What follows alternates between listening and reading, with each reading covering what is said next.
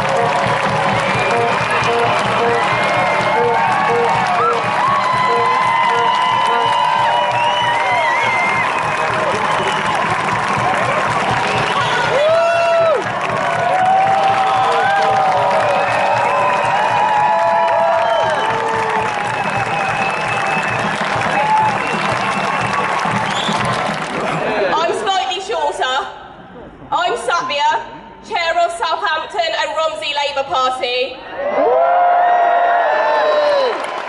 I'm absolutely honoured to be standing in front of you today because I wanted to change the world. We can all change the world, and in this recent election it showed us that we've all got our part to play in that. It showed us that we are stronger together. And collectively, we proved May's arrogance and the polls wrong.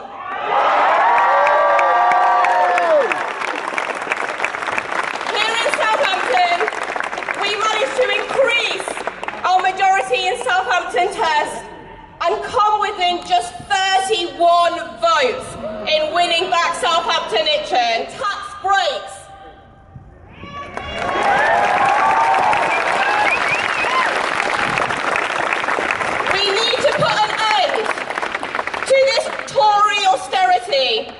And the only way we're going to do this is by electing a Labour government.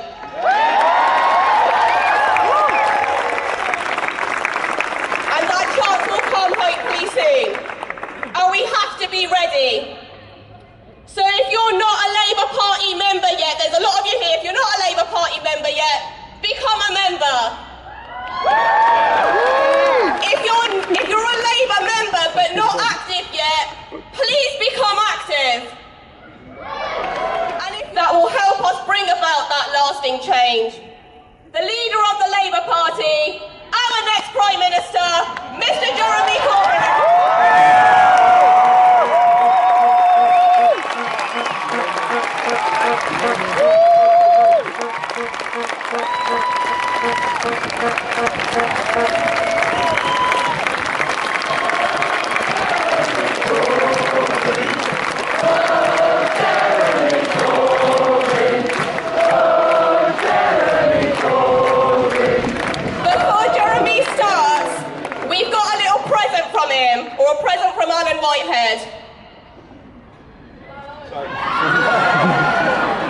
thought, Jeremy, since you've been giving Arsenal shirts away to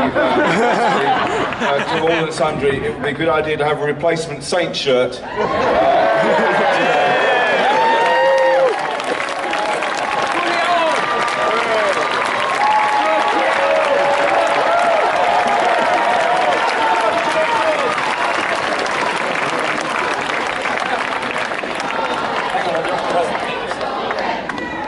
Alan, thank you very much for that. The only problem's going to be what happens when the Saints come and play Arsenal. This stuff has happened before. Thank you very much, Alan, and thank you for that wonderful welcome here today. And thank you, Alan, for all that you do on environment and so many other issues, because you do make an enormous difference in changing the terms of debate about the sustainability of our world and our planet. And I congratulate you on the tremendous election result you got, and for all the work you do and have done and will do in Parliament to make people understand you can't go on destroying the planet without there being consequences. You have to have an environmental policy that is sustainable. And under a Labour government, we will, and Alan will be part of that policy. And I've got a present for you, Sabi. Nobody escapes here. I've got a copy of a well-known, best-selling book, now on its third reprint. And it's called, you've never heard of it before, For the Many, Not the Few. And it says to Sapia, thank you for all you do, and here's to itching next time.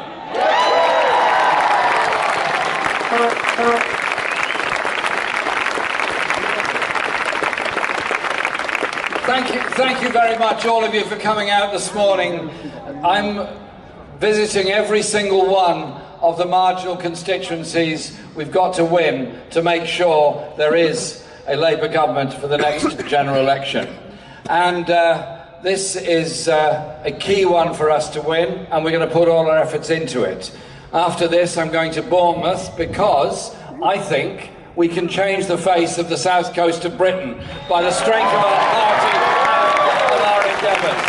So we will be campaigning everywhere, all over this summer, and I'm going to at least 35 marginal constituencies between now and September. And I'm also going to be speaking tomorrow at the wonderful Tolpuddle Martyrs rally in Dorset, which is, of course, a reminder of where our origins come from, the way that people, against impossible odds, suffered the most appalling privations because they believed in the rights of working people to join a trade union. So understanding where we come from is very important if to understand where we're going to and what the process of history is about. I was very proud of the general election campaign that we fought. Very proud because of the numbers of people that became involved for the first time in politics, the numbers of people of all communities, all ethnic groups, all languages, all ages, gender differences, LGBT people, and so many more that all came together to support For the Many, Not the Few. And that's a force that isn't going to change. The commentariat wrote us off. Those that are incredible expert observers of the political scene wrote us off. And you could watch any late-night discussion programme that would be simply discussing the size that the Tory majority would be after the general election. But something happened and something changed and something was different.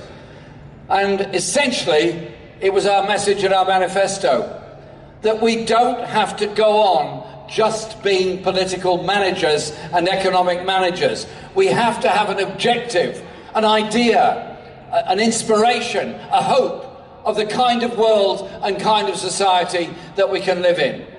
We don't have to tolerate the desperate levels of poverty that exist in every major city in Britain. We don't have to be Food Bank Britain. We don't have to say to all our young people, you want an education, pay for it. You want a degree, pay for it. Do you want to be in debt? Your choice. And then they lose out, and they lose out, and the next generation after them loses out. And then we point to the growing levels of inequality and injustice within our society, the way in which the rich have got so much richer over the past 7 years, and indeed before that, but particularly over the past 7 years, at the expense of the majority of the population. And so we put forward a credible manifesto that was transformational in what it would do to our country and our society, transformational in our view of the rest of the world, where we'd have a foreign international policy based on human rights, peace, democracy and environmental sustainability, and that we would do all this within a clearly costed programme. And John McDonnell and his team worked very hard to set out a costed programme. So we had a manifesto that made it very clear how we would support the National Health Service, how we'd support a National Care Service, how we would support a National Education Service, which industries, particularly rail, water and post, we believe should be in public ownership, public employment and public insurance. And the way we would halt the privatisation in the National Health Service and the breaking up of our National Health Service. And so we put all over the social care at the present time. I give that as an example. We all have a contribution to make. And you know what? When we go around the country having rallies like this and all the other meetings and organisations that we do within the party, it brings people together. It happened in my own constituency when there was an attack on people leaving a mosque.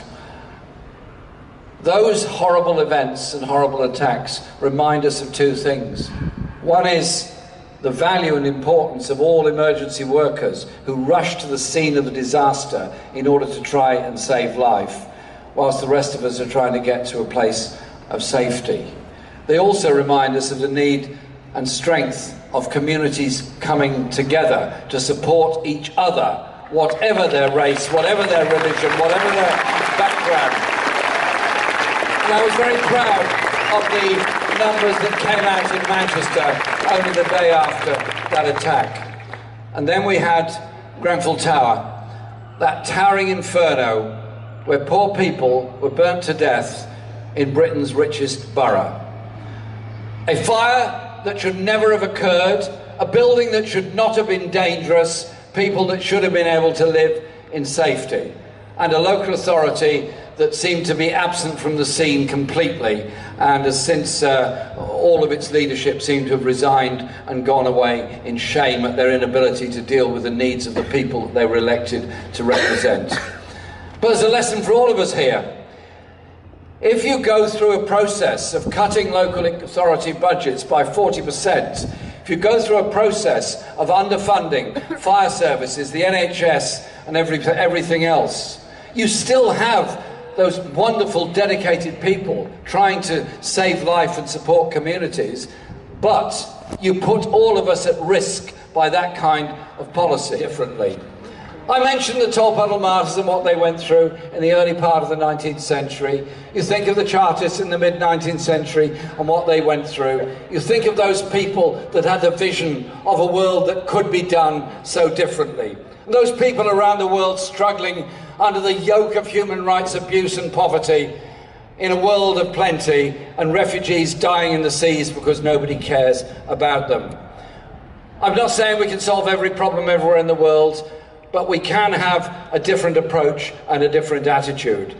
By investing in our own people, investing in our own economy, investing in the future of all, and recognising the human spirit that is there all over the world. And the levels of global injustice and global inequality are a problem for everybody, and obviously a disaster for those most affected.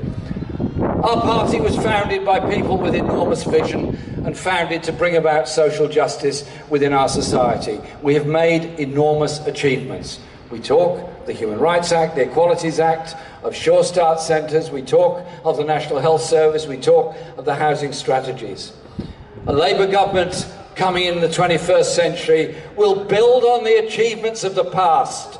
We'll build on the achievements of the past recognise the huge technical improvements that have taken place, recognise the changes in economics. Thank you very much indeed.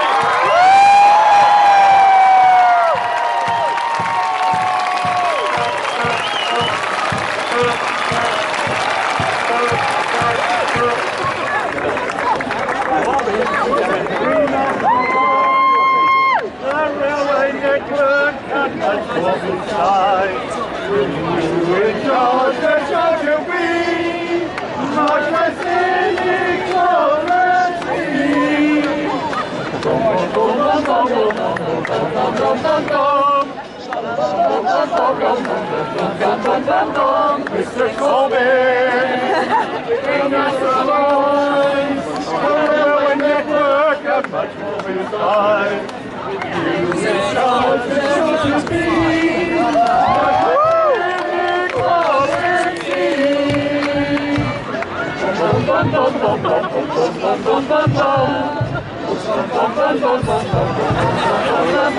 Mr. Corbin,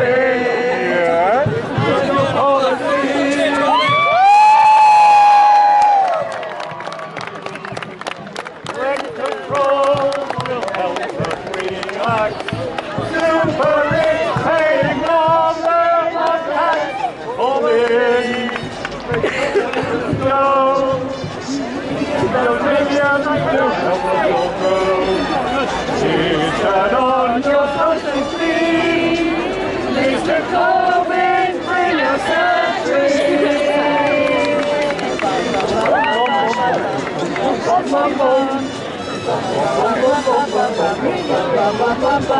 Mr. Corbin, yeah. Вот так вот мы и закончили встречу с Лениным, точнее Джереми Корбином, главным коммунистом страны. Ну, в принципе, обещает-то он и вещички довольно правильные, что и бесплатное образование, бесплатная медицина и так далее.